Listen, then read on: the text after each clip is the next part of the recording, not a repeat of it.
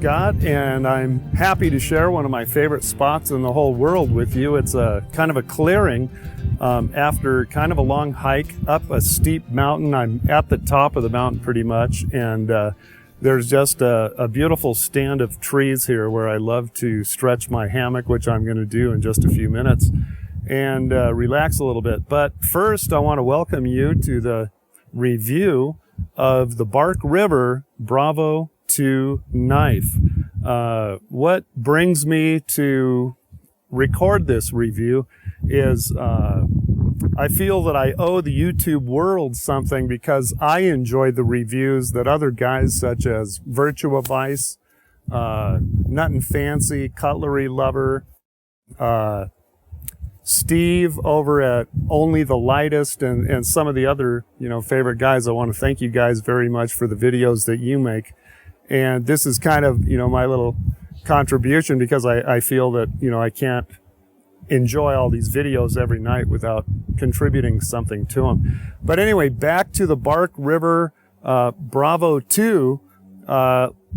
I've had it for about 2 weeks now, and just after I take my little nap and stuff, we're going to take it down to where it's legal to build a fire. It's not legal to build a fire up here.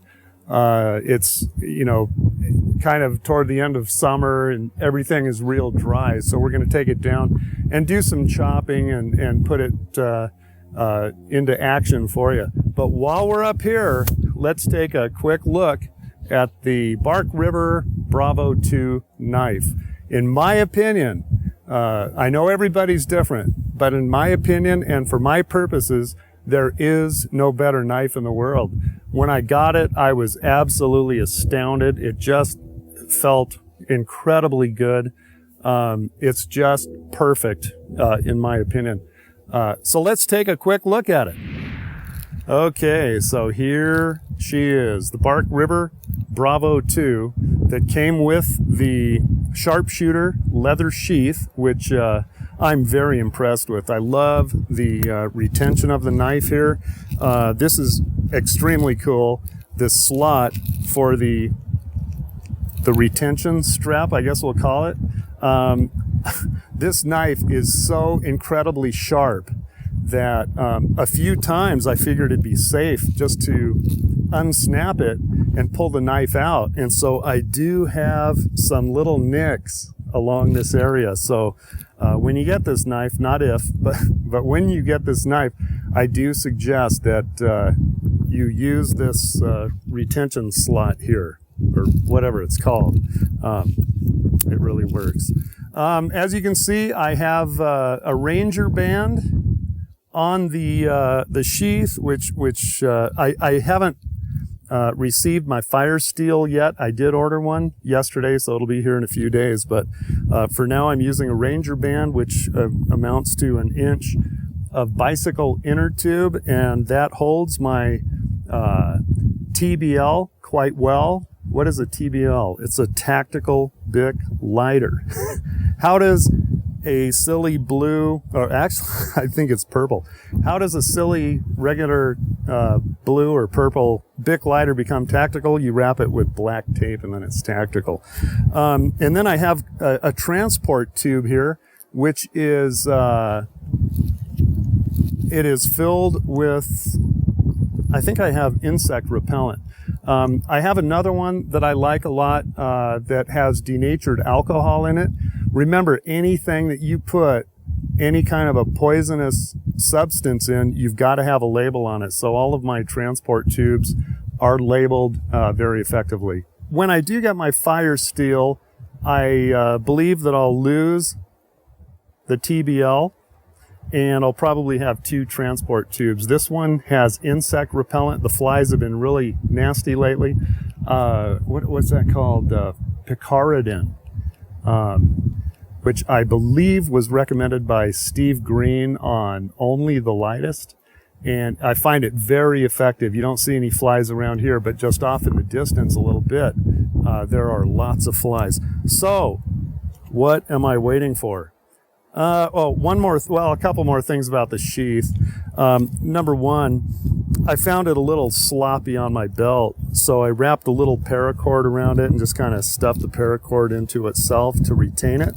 And that pretty much, keeps it nice and secure. It doesn't wobble around a lot. Lanyard is extremely important with a knife like this. This is in a new category of sharpness. We have sharp, we have scary, wicked sharp. This is ridiculously sharp.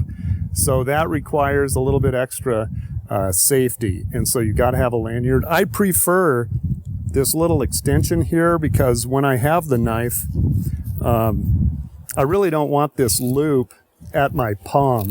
How can I turn so that you can see this? There we go. Without this little extension, this loop would kind of be around my palm like that, which I don't like. I really enjoy having it like this. So, if you're ready, let's see the Bark River Bravo-2. Man, as I said, for my taste and for my purposes, this is absolutely perfect. When I got this knife, it did feel a little bit heavy in my hand, which I'm quickly, getting acclimated to. It's really not a problem anymore. I love the sun glistening off of that. But anyway, it's really a pretty good chopper. I have to admit that when I was chopping with it, I was chopping my lemon tree. I had some sprouts coming off of the lemon tree, and I was chopping away, going through those sprouts and into some old stubble, I guess you'd call it, some old pieces of wood that had been previously cut off, and they were just extremely seasoned, extremely dry. And so I hate to tell you this, but I was swinging real hard and fast and going through the green and into the dry stuff.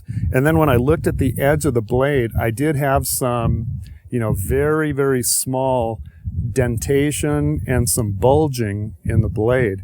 I had a little communication with an expert about that who told me that that is pretty much to be expected, and that, frankly, we shouldn't be chopping very much with knives in general. And so the good news is that it was very, very easy to take those little problems out. This knife is extremely easy to repair and sharpen. And of course, Bark River really stands by their stuff. Anyway, so what else can I tell you? After I did have those little blemishes that popped up, I did contact Bark River, and they told me send it in for a spa treatment. They've got really good customer service. I received an email response from them, just incredibly fast. But anyway, when I was chopping, I don't put power into my chopping because I feel that power is not what is necessary to get through material. I feel that speed is. So when I chop, I actually kind of let my arm get ahead of my wrist, and I almost open my hand a little bit, and then right before I hit the material, the wrist snaps, and with my back two fingers, I flick that knife, and man, it really sails through material. Now, on that subject, what I love about this knife that is a little different than the Bark River Bravo-1, obviously the blade length is a major factor, but this extension of the steel, and by the way, this is A2 steel. It is an awesome steel, and I've found it to retain a very, very sharp edge, far longer than anything that I've ever experienced in my life. Anyway, back to the steel extending off of the back. The Bravo-1 has a hole through the handle, whereas the Bravo-2 actually has this extension on the back with the lanyard hole, of course. But this area was very, very sharp. And so I took a little bit of wet dry paper and was able to round this off a bit. And the reason for that is because of the way that I like to hold it. I have to admit that this isn't just a tool, but I do come out into the wilderness all alone, as I am today. And in the past couple of years, I've seen a couple of mountain lions, and there are warnings about bears. Come on, Scott, are you going to use this knife against a bear? You got to be kidding. Well, if it's all I have, absolutely. Anyway, so you saw how I would do a slashing cut. If I were to do a stabbing cut, I tend to take the knife and let it dig into my palm. And this was extremely sharp and uncomfortable. The other issue, or the other factor, whatever, is that with this steel extending off of the back here, you can really pound away on this thing. And by the way, the experts I spoke with who don't encourage chopping so much, they don't have any problem at all with batoning. And they say this knife is an awesome knife for batoning. And I have to tell you, I've done some pretty extensive batoning with this knife, and I've had no blade damage whatsoever. It is just absolutely awesome. So guys, I was wondering if my review was going to turn out to be like, 5 minutes long or what. It looks like it's going to be really, really long. I hope you don't mind. Personally, I really enjoy seeing the longer reviews. Word about the grind on this beautiful tool. This is a full convex grind, not only for the edge, but also for the tip. So it goes through material like you just cannot believe. And I'm hoping to give you a little demonstration of that in just a few minutes here. I shouldn't say a few minutes, it's going to be a while. I'm going to take a break, stretch out the hammock, and relax a little while. And that'll kind of be a little payback for the hike. But anyway, Bark River Bravo-2 knife with A2 steel, just tougher than anything I've ever witnessed. In my opinion, just a perfect knife.